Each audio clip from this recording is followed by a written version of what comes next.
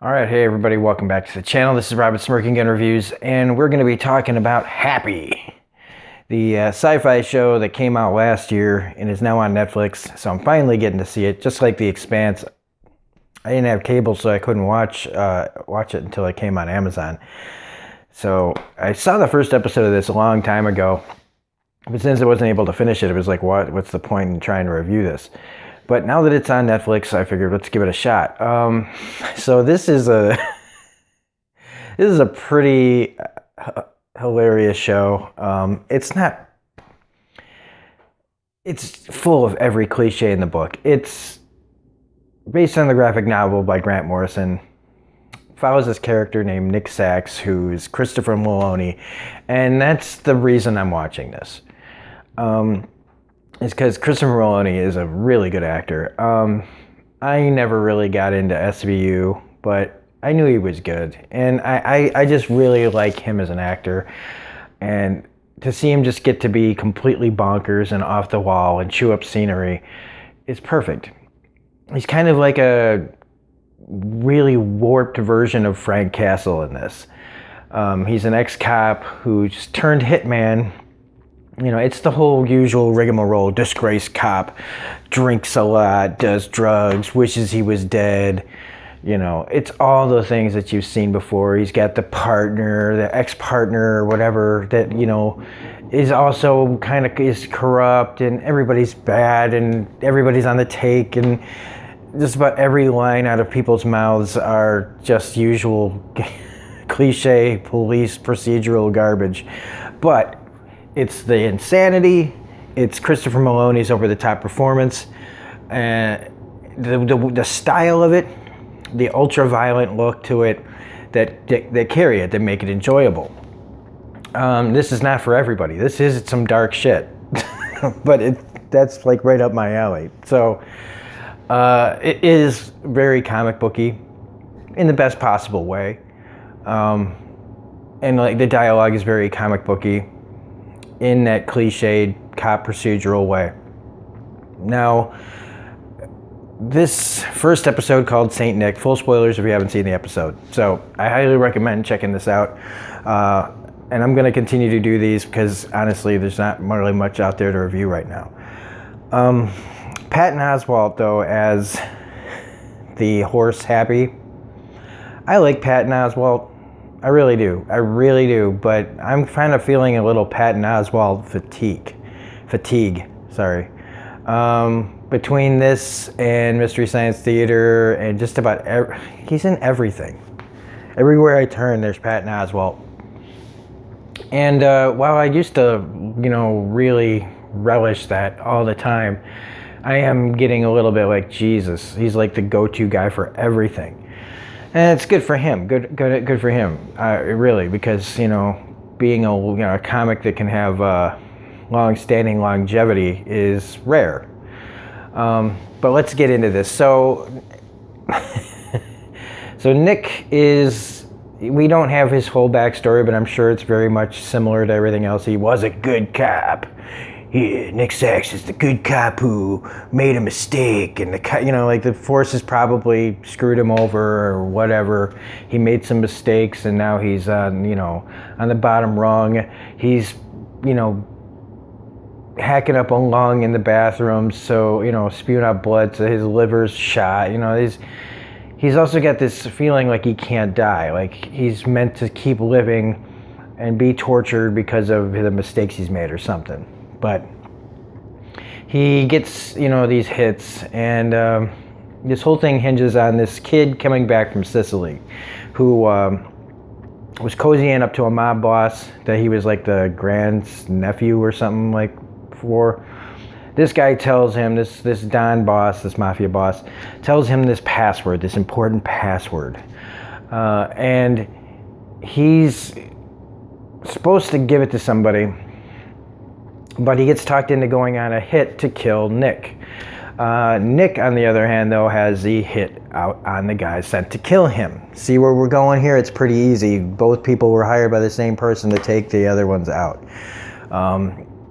And it's this one mob boss, I think his name is Blue or some shit like that. he's basically playing everybody against all sides, except Nick is able to get the drop on him, and it's done in really crazy fashion, involving a hooker and a guy dressed up as a prawn, and he sets these guys up to get in one place so he can take them all out, which he does, and he's not interested in passwords. He's not interested in anything. Like, he doesn't want to be involved in any of this, as per usual, the kind of cliched story of, I don't have time for this, man. I just want to drink and, kill myself, But fate has other plans, because on the other side of town, there's a little girl named Haley who's trying to see this weird-ass Teletubby motherfucking shit. This scene is pretty poorly written, really. The mother, in a crowd of people, just loses the kid like that. I mean, it's kind of laughable how quickly she just loses her daughter, who immediately stumbles upon, in comic book fashion, this really bad Santa, and who looks like he has souls sewed inside his coat, and kidnaps her. The whole subplot I feel like we're going to get into at some point is this kids show. It's really bizarre. It's really sugary. It's the kind of show that makes parents want to put their fucking heads through the wall.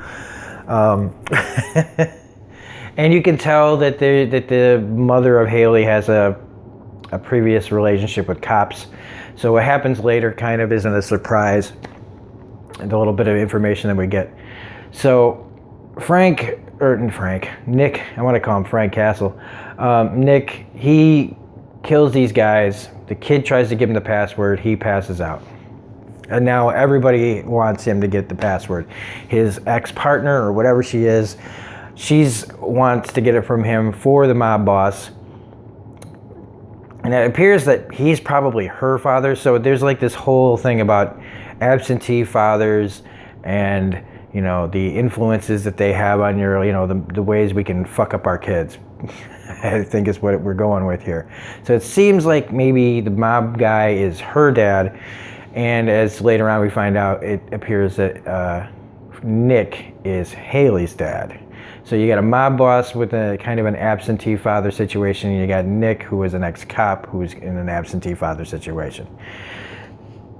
Anyway, so they try to keep Nick alive because they need him to stay alive to get the password from him. In the meantime, the mob boss doesn't want to wait. He sends this crazy doctor, who, that guy's been in everything too. I like him a lot. And basically, it's just... the imaginary friend Happy leaves Haley to go find Nick, who he eventually finds, and Nick thinks he's just like in a hallucination, until after the horse tells him that there are 5 guys coming for him, and in ultra-violent fashion takes them out. I mean, it's so over the top. It's so freaking hilarious and fun and glorious to watch if you're into that kind of thing, or just this complete bonkers kind of action sequences. But when he questions the horse, saying, how did you know there were 5? If you're imaginary, how did you know there were 5 guys coming for me? And it's an interesting question, but I mean, in the end, it's just, who cares? It's just some silly detail that they're going to add. It appears like, like imaginary friends can be seen by the minds of a child, right? Well, I think that the other logic is that, if you're kind of off your rocker, if you're crazy, kind of like Nick is, maybe I think that they're kind of saying that people, because earlier, other people that could see the horse flying around seem to be kind of off. Well, anyway, so they escape, and this is when Happy tells Nick that he's Haley's daughter, because Nick wants to go, just disappear. And that's the first episode, and you get to see that this evil Santa Claus has got a bunch of kids in boxes and stuff. And so there is this like element of, real unease and bad things are going to happen. And this guy needs to be stopped. And that's the first episode. And, it's pretty good. It makes you want to keep watching it. I'm not going to have time today to probably do more. I might do another one a little bit later. But otherwise... Do I think that do I recommend this? Like I said, yes. If you can handle deliciously over the top, I mean, it is really over the top. The dialogue is kind of cringeworthy, but you could ignore it if you just enjoy the insanity. So anyway, if you like this review, please hit the like button, comment, share, subscribe, all that rigmarole. This is Robert Smirking Gun Review saying we will be back with another episode later, and have a great day. Bye. And I can't turn this off.